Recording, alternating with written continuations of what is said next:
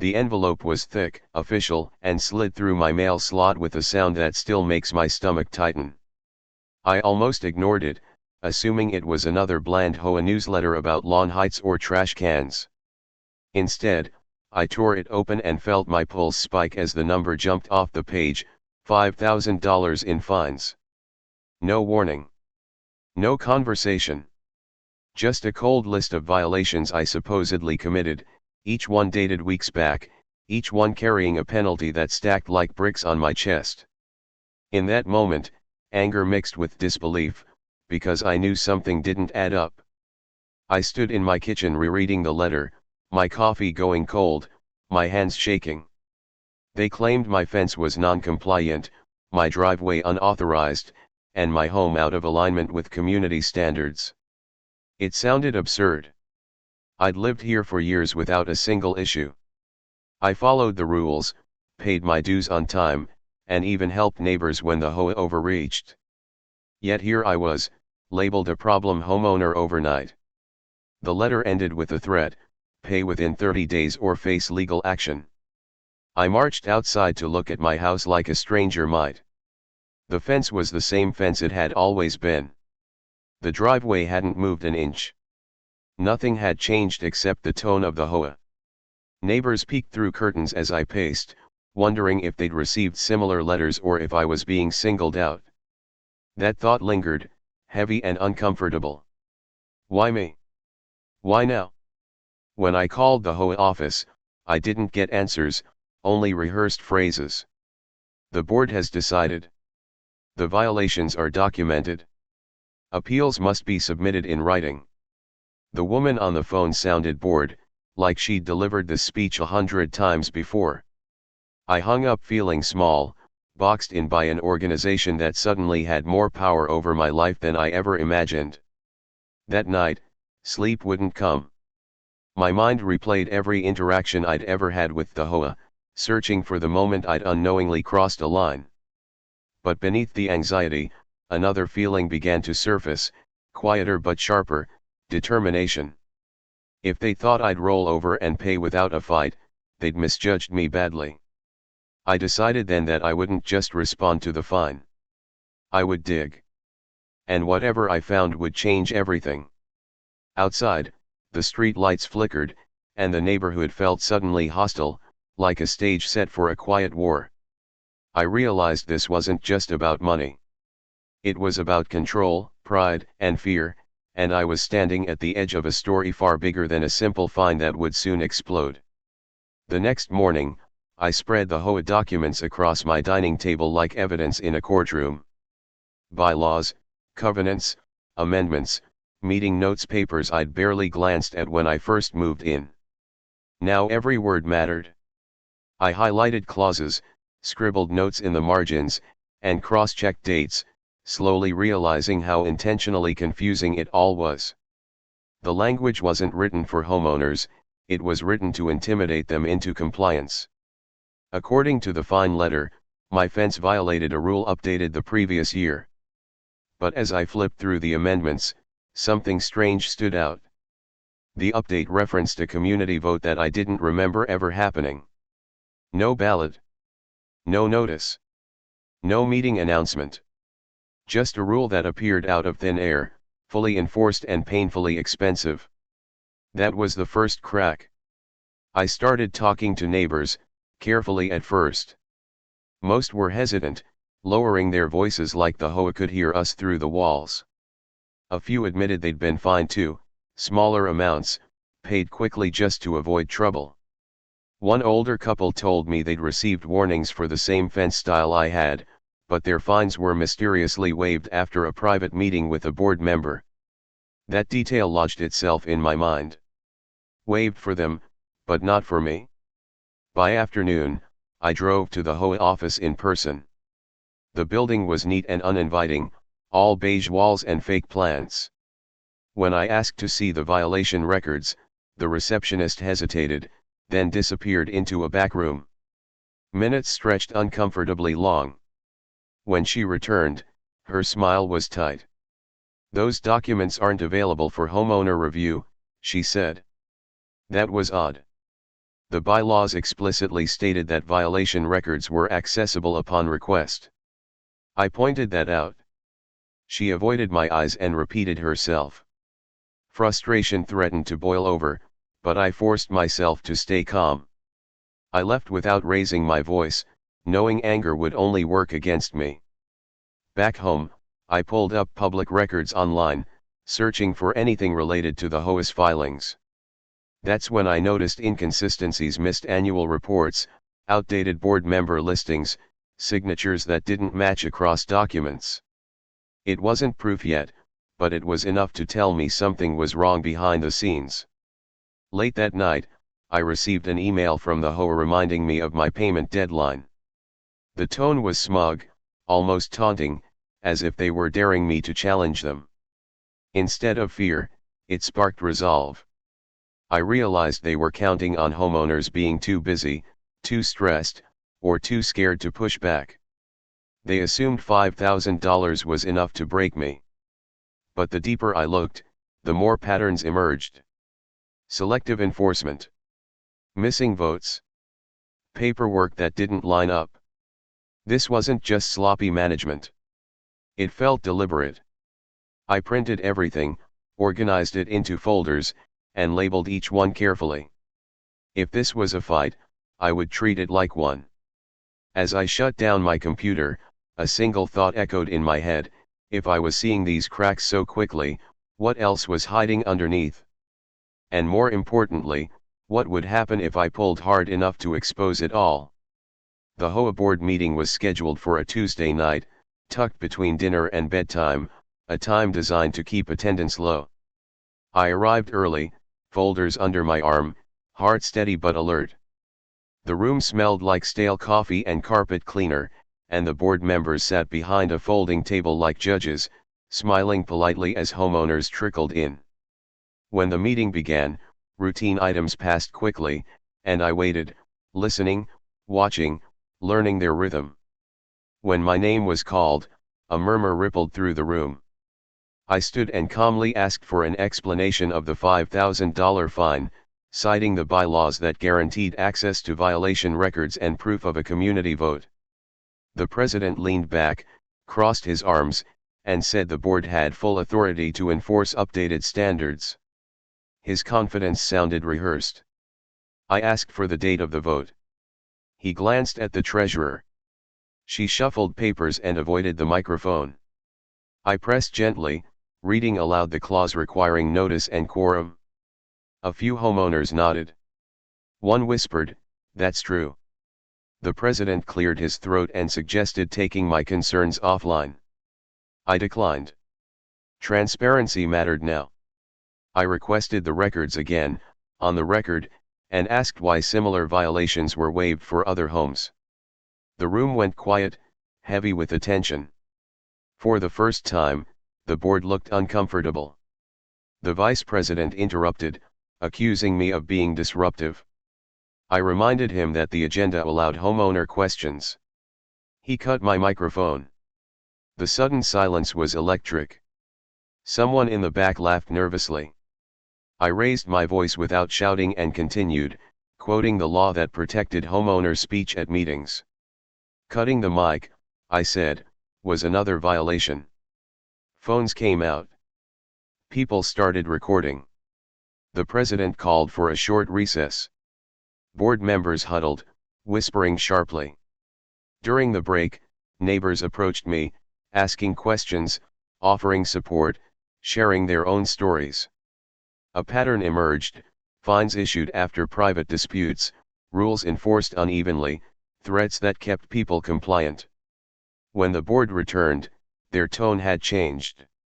They agreed to review my fine and promised a written response. I sat down, feeling the shift in the room. This wasn't a victory yet, but it was leverage. As the meeting adjourned, the president avoided my gaze. Outside, under the parking lot lights, a neighbor squeezed my arm and said, "Thank you for saying what we couldn't." I drove home knowing I'd crossed a line they never expected anyone to cross, and they would not forgive it easily. That night I organized recordings, emails, and statements, preparing for retaliation, knowing exposure had begun, and every step forward would invite pressure, threats, and unexpected. The response from the HOA arrived faster than I expected. 2 days after the meeting, another envelope appeared in my mailbox, thinner this time but heavier in implication. Inside was a revised notice acknowledging my appeal while adding 2 new violations. It was subtle retaliation, dressed up as procedure. They reduced nothing, clarified nothing, and instead expanded the battlefield. That was when I understood this wasn't a misunderstanding anymore. It was personal. The new violations were laughable. One claimed my trash bins were visible for more than 12 hours after pickup, something nearly every house on the street was guilty of. The other cited unauthorized exterior appearance, without explanation. No photos. No dates. Just vague authority.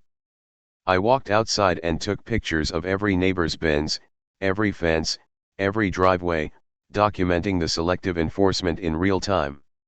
If they wanted a paper trail, I would drown them in it. Emails from the HOA grew sharper.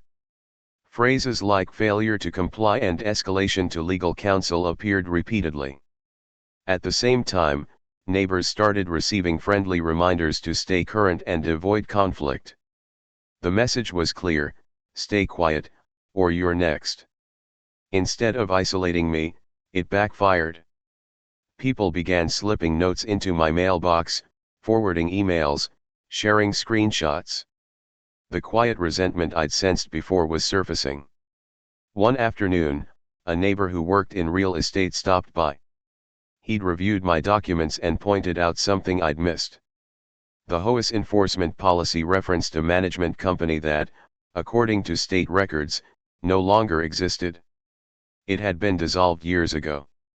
Yet the HOA was still operating under its authority, issuing fines, collecting penalties, and threatening liens. That detail hit like a jolt of electricity. If true, it changed everything. I dug deeper, pulling corporate filings and cross-referencing signatures. Board members were approving actions under an entity that had no legal standing. Worse, some of them had personal financial ties to vendors hired by the HOA. Landscaping contracts. Legal consultations. Consulting fees. Suddenly the aggressive fines made sense. They weren't about compliance. They were about revenue. When I confronted the HOA via email with a simple question about the dissolved management company, they didn't answer. Instead, I received a final notice demanding payment within 10 days. No discussion. No acknowledgement. Just pressure. I realized then that they were betting on fear. But fear was gone, replaced by clarity. That night, I organized everything into a timeline, highlighting contradictions, illegal authority, and conflicts of interest. The truth wasn't dramatic yet, but it was undeniable. And once undeniable truths see daylight, they don't stay contained. I wasn't just defending my home anymore. I was exposing a system that depended on silence to survive. The real breakthrough came late, long after midnight, when the house was quiet and the glow of my laptop felt like a spotlight on something forbidden. I was cross-checking dates again, lining up HOA meeting minutes with state filings, when one detail finally snapped into focus. The HOA board members listed on official documents did not match the names registered with the state. At first, I thought it was a clerical error. Then I checked again. And again. It wasn't an error. It was a lie. According to state law, an HOA board must be properly elected, registered, and renewed on a fixed schedule. Miss that window, and the board loses its authority until it's reinstated. The records showed that our HOA board's registration had expired nearly 18 months ago. No renewal. No reinstatement. No legal standing. Every fine issued since then, including my $5,000 penalty, was legally questionable. My heart pounded as the implications sank in. This wasn't just selective enforcement or shady management. The board itself might not legally exist. Which meant the threats, the fines, the intimidation tactics, all of it rested on a foundation that had quietly crumbled. I saved the filings, downloaded certified copies, and highlighted the expiration date in red. This was the truth they never expected anyone to find. The next morning, I consulted a local attorney, carefully laying out the documents without embellishment. He read silently, eyebrows lifting higher with each page. When he finally looked up, he said something that still echoes in my head: "If this is accurate, they've been operating without authority. That's a serious problem for them." He explained that not only could the fines be void, but homeowners might be entitled to refunds, and the board members could be personally liable. Word spread fast once I shared the discovery with a few trusted neighbors. Shock turned into anger. People who'd paid fines quietly began asking questions. One neighbor realized she'd been threatened with a lien under the expired board. Another remembered being pressured into a settlement for her own good. The fear that once kept everyone isolated was dissolving into collective outrage. That afternoon, I sent a single, carefully worded email to the HOA board. I attached the state filings. I asked one question: under what authority are you currently issuing fines? No accusations. No threats. Just the truth, laid bare. Hours passed without a reply. Then the email notifications stopped entirely. No reminders. No warnings. Silence. For the first time since this started, I felt the balance shift. They knew I knew. And once knowledge replaces fear, power changes hands. Whatever happened next wouldn't stay behind closed doors. This discovery was too big, too dangerous for them to ignore, and too explosive to keep contained.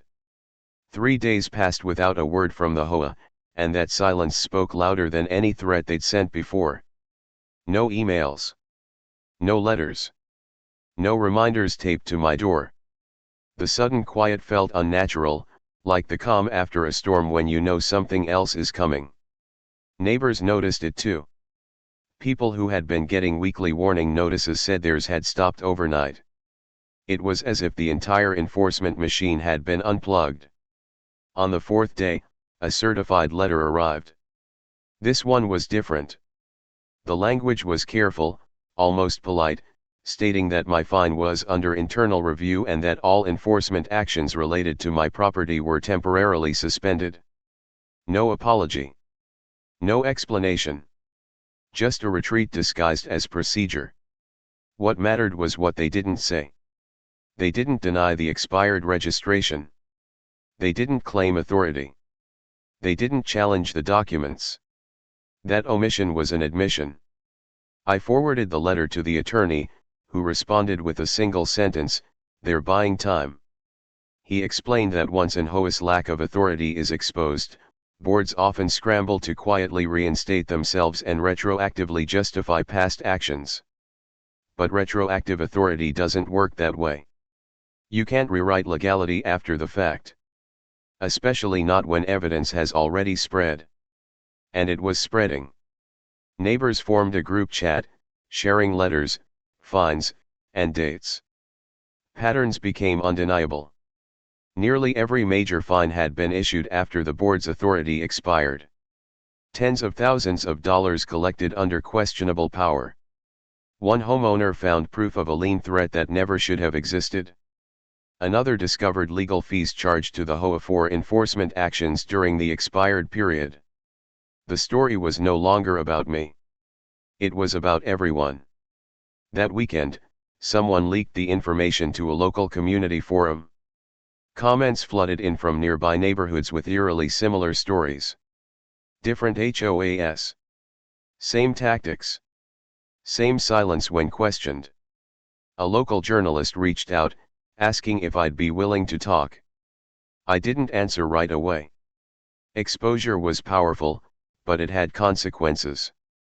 Still, I knew the truth wouldn't stay hidden much longer. Late Sunday night, an email finally came from the HOA president. Short. Nervous. He claimed the expiration was a clerical oversight and promised a special meeting to resolve concerns. No mention of refunds. No acknowledgement of wrongdoing. Just damage control. I realized then that they weren't trying to fix the problem. They were trying to contain it. Standing in my living room, looking at the folders stacked on the table, I understood something clearly. Silence had protected them for years. But now, their silence had become evidence. And once evidence exists, the outcome is no longer in their hands. It's only a matter of how public it becomes. The special meeting was announced with forced cheerfulness, framed as an opportunity for clarity and unity. It was scheduled for a Thursday evening and moved to a larger room, which told me everything I needed to know. They expected a crowd. I arrived early again, but this time I wasn't alone. Neighbors filled the seats, some standing along the walls, others holding folders that looked a lot like mine.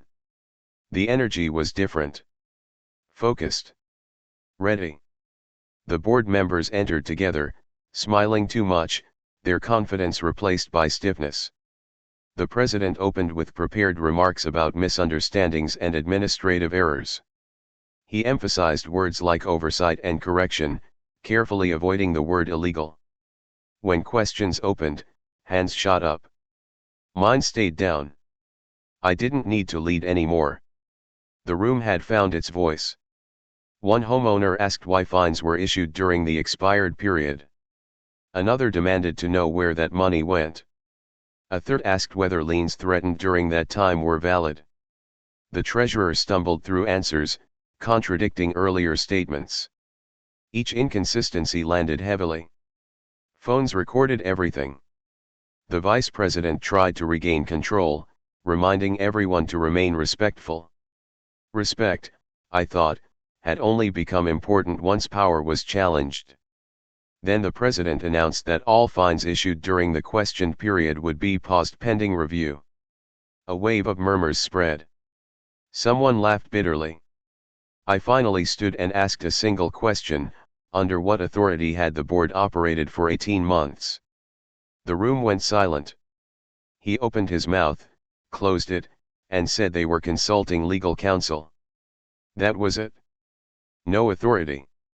No defense. At that moment, the illusion shattered. Neighbors looked at each other, realization dawning collectively. The board no longer commanded fear. They were exposed as people who had overreached, hoping no one would notice. The president called for adjournment, but the room didn't move. People continued talking, sharing stories, comparing notes. The meeting was over, but the reckoning wasn't. Outside, under the cool night air, groups formed organically. Plans were discussed. A petition to remove the board. A request for an independent audit. Legal options. The fear that once isolated everyone had evaporated, replaced by momentum. I stood back, watching it unfold, understanding that this was bigger than any fine or refund. When I got home, an email was already waiting. The HOA announced the immediate resignation of 2 board members. No explanation given. I smiled, knowing this wasn't the end. It was the beginning of accountability, and it had finally arrived. The resignations cracked the dam, but what poured out next was chaos. Within 48 hours, another board member stepped down, citing personal reasons. The management company, already a ghost on paper, suddenly stopped returning calls. Emails bounced. The HOA website went offline for maintenance. Every move screamed retreat. They weren't reorganizing. They were unraveling. Homeowners demanded answers, and when none came, they started finding them themselves. Bank statements surfaced showing enforcement fees paid to outside legal firms during the expired period. Landscaping contracts renewed without bids. Consulting invoices approved by a board that technically didn't exist. Each discovery added weight to what had once been dismissed as paranoia. This wasn't mismanagement. It was exploitation hiding behind authority. An emergency homeowner meeting was called, independent of the board. The room overflowed. People brought binders, flash drives, Printed emails. A retired accountant volunteered to review finances. A paralegal neighbor explained recall procedures. Someone contacted the state regulator. For the first time, the HOA belonged to the homeowners, not the other way around. Then came the letter everyone had been waiting for. Sent by a law firm now representing the HOA, it stated that all fines issued during the lapse in authority were void. Refunds would be issued. Liens threatened or filed would be withdrawn. The language was careful, stripped of apology, but the meaning was unmistakable. They were conceding. Quietly. Completely. My $5,000 fine disappeared with a single sentence. No fanfare. No explanation. Just gone. But the relief I expected didn't come. Instead, I felt something heavier, the realization of how easily it could have gone the other way. If I hadn't opened that envelope carefully. If I hadn't questioned the silence. If I'd paid and moved on like so many others. The system would have continued unchecked. A week later, a temporary board was elected, bound by transparency rules written in plain language. Financial audits were scheduled. Open records policies adopted. The fear that once governed the neighborhood was replaced by vigilance. People waved more. Talked more. Asked questions without whispering. One evening, as I walked past my unchanged fence and perfectly ordinary driveway, a neighbor stopped me and said, "You didn't just fight a fine. You changed how this place works." I nodded, knowing the truth was simpler. I hadn't changed anything. I just refused to look away. Power thrives in silence. The moment silence breaks, it collapses under its own weight. And in this neighborhood, silence was finally over. Months later, the neighborhood felt different in ways that were hard to describe but impossible to miss. Meetings were fuller. Minutes were published on time. Decisions were explained instead of declared. The HOA still existed, but it no longer felt like a shadow authority lurking behind polite emails. It felt accountable. And that change traced back to a single fine they assumed would scare me into silence. The refunds arrived quietly, checks slipped into mailboxes with neutral cover letters. No one celebrated loudly, but the relief was visible. For some homeowners, the money meant more than justice. It meant groceries, repairs, breathing room. One neighbor told me she'd almost sold her house after being threatened with repeated fines. Another admitted he'd borrowed money to pay penalties he never should have owed. The cost of the HOA's actions had never been just financial. It had been emotional, psychological, deeply human. The former board members disappeared from community life. No explanations. No statements. Just absence. The audit eventually confirmed what we already knew: improper authority, poor oversight, conflicts of interest. The report wasn't dramatic, but it was damning. Policies were rewritten. Term limits imposed. Third-party oversight required. Safeguards that should have existed from the beginning were finally put in place. People sometimes asked if I planned to sue. The attorney said there was a case. A strong one. But as I waited, I realized something important. The real victory wasn't punishment. It was exposure. The moment the truth surfaced, the system corrected itself in ways a lawsuit never could. Power had been redistributed back to where it belonged. One evening, I found the original fine notice tucked into a folder, the paper slightly creased, the $5,000 figure still bold and threatening. I remembered the fear it sparked, the sleepless nights, the uncertainty. And I remembered the choice I made not to accept it at face value.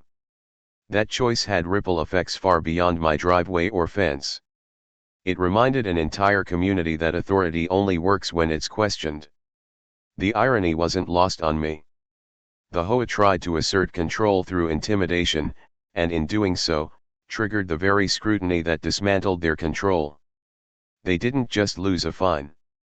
They lost secrecy. They lost unquestioned power. They lost the comfort of knowing no one was watching. As I slid the letter back into the folder, I understood the real ending of this story. It wasn't about winning against an HOA. It was about what happens when ordinary people refuse to be quietly overpowered. Systems don't change because they're fair. They change because someone decides to look closer. And all of it began with an envelope they thought I'd be too afraid to open.